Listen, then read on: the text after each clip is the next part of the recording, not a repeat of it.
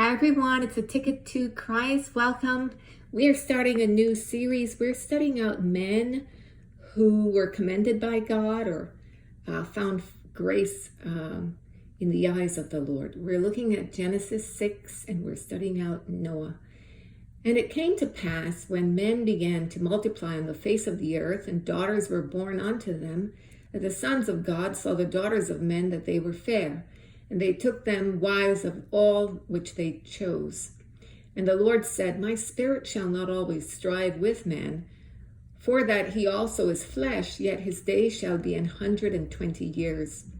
There were giants in the earth in those days, and also after that, when the sons of God came in unto the daughters of men, and they bare children to them, the same became mighty men, which were of old, men of renown. And God saw that the wickedness of man was great in the earth, and that every imagination of the thoughts of his heart was only evil continually. And it repented the Lord that he had made man on the earth, and it grieved him at his heart. And the Lord said, I will destroy man whom I have created from the face of the earth, both man and beast, and the creeping thing, and the fowls of the air, for it repenteth me that I have made them. But Noah found grace in the eyes of the Lord. These are the generations of Noah. Noah was a just man and perfect in his generations, and Noah walked with God. And Noah begat 3 sons, Shem, Ham, and Japheth. The earth also was corrupt before God, and the earth was filled with violence. And God looked upon the earth, and behold, it was corrupt, for all flesh had corrupted his way upon the earth.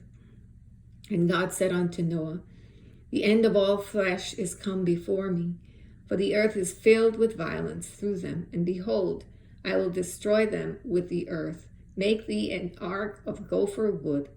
Rooms shalt thou make in the ark, and shall pitch it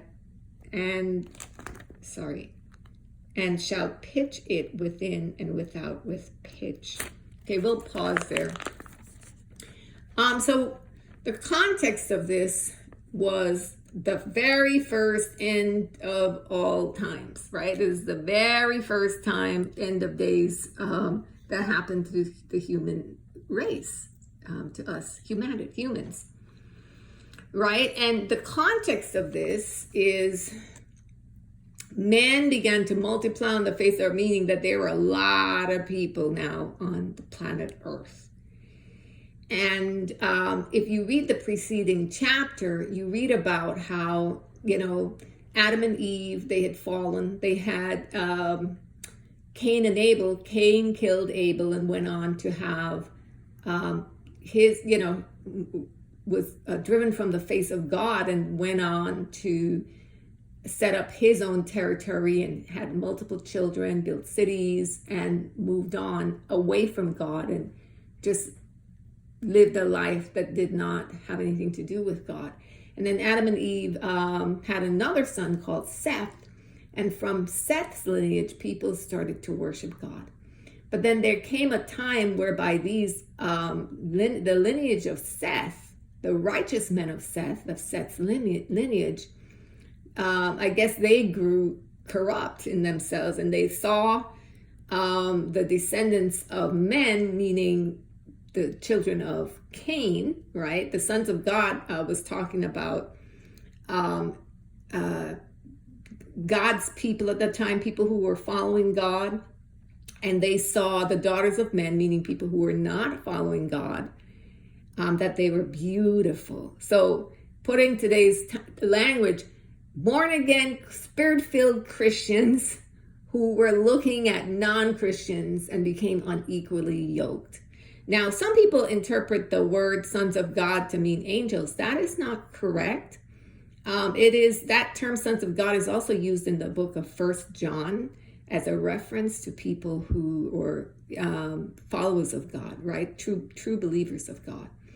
And so they gave birth to these giants because I believe, this is my understanding of it, belief, that the sons of God were powerful and righteous in themselves. So when they intermingled with Cain's descendants, they gave birth. There was a genetic thing that happened, genes. And people, like you have dwarfism, you have, I don't know the term for, giants, but giants, they gave birth to giants. It did not have a good thing. And these giants were not nice. They were very violent.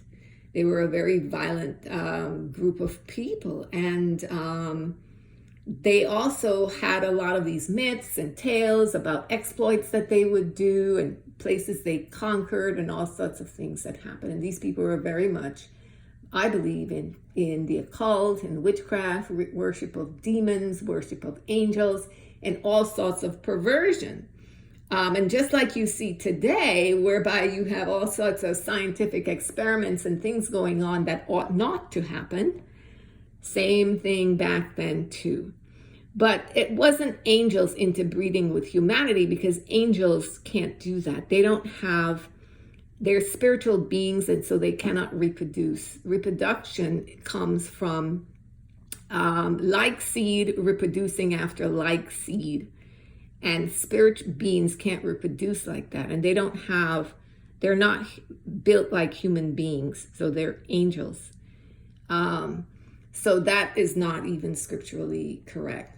Anyway, so the context there, just to give you that context, that Noah was around in that context. Now, interestingly enough, the wickedness grew so strongly on the earth that it says in verse 5 that God saw that the wickedness of man was great, and that every imagination of the thoughts of his heart was only evil continually. So that was in people's minds. They were thinking lust, they were thinking vengeance, they were thinking anger, they were thinking unforgiveness, they were easily offended, they kept records of wrongs, they were involved in every known sin that we have today. It happened back then. And I can imagine times 2, or times 100, because they also had giants and people with a lot of physical capacity to do all sorts of things that ought not to be done, both to man and animals, right?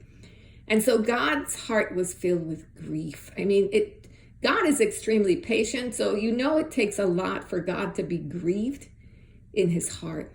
And God made a declaration that he was going to wipe the face of the earth of man, beast, and every creeping thing, because God said he was sorry he made them, because everything had grown corrupt. That is an awful situation. Imagine living at that time. But it says in verse 8, but Noah found grace in the eyes of the Lord. So one man in the population of planet Earth found grace in the eyes of the Lord. Why? Why? Out of all of these people, why would one man, how did God find one man among all those people, first of all? It just shows you that no one is overlooked by God. Sometimes we think, oh, it's just me, I'm not important. God, my problems aren't important. But we see here one man.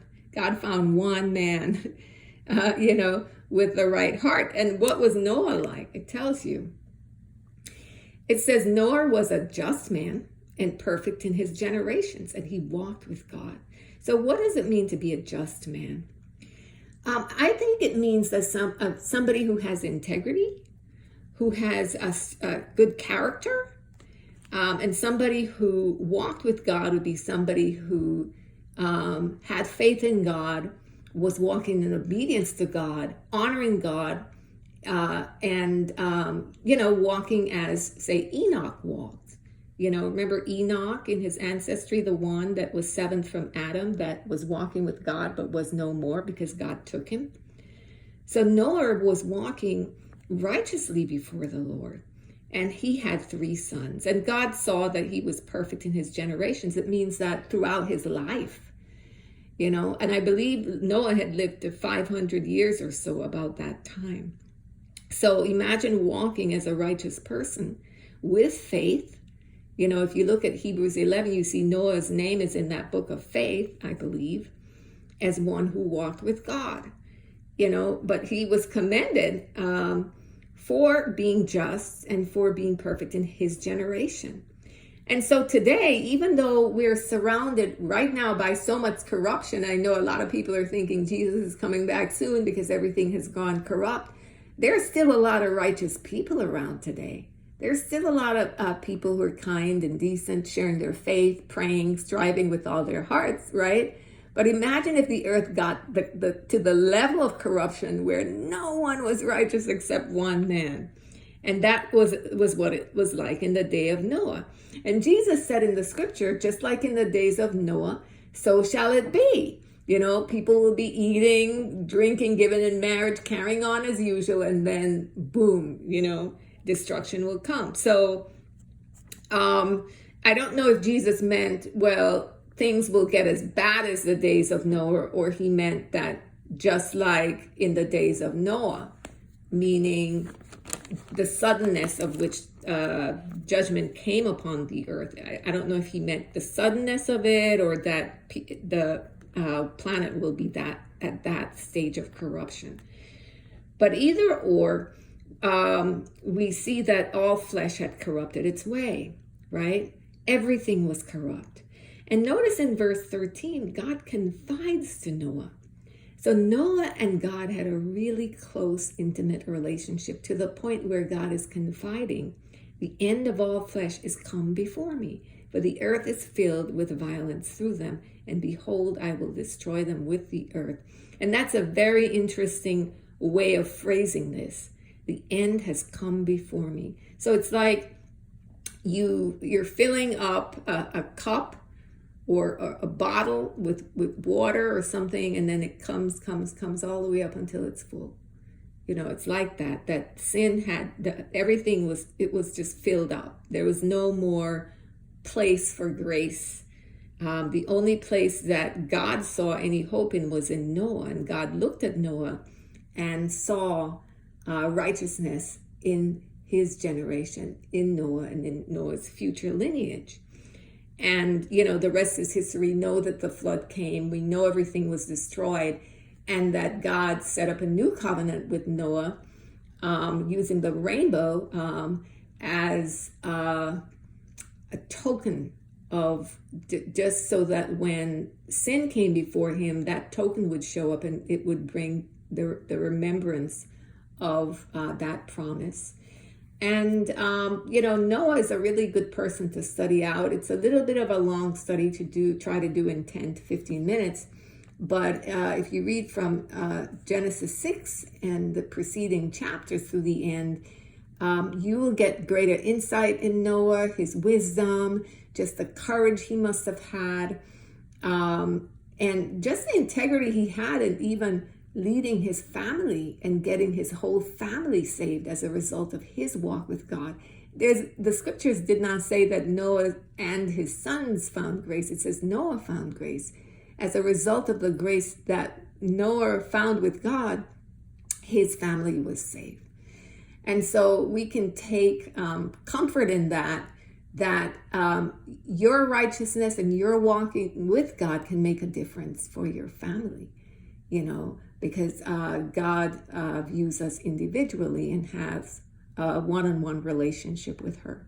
So I hope this blessed you in some way, gave you food for thought, and that you'll consider studying out Noah and just really looking at why is it he found grace with God, and why God commended him and saved him and his family.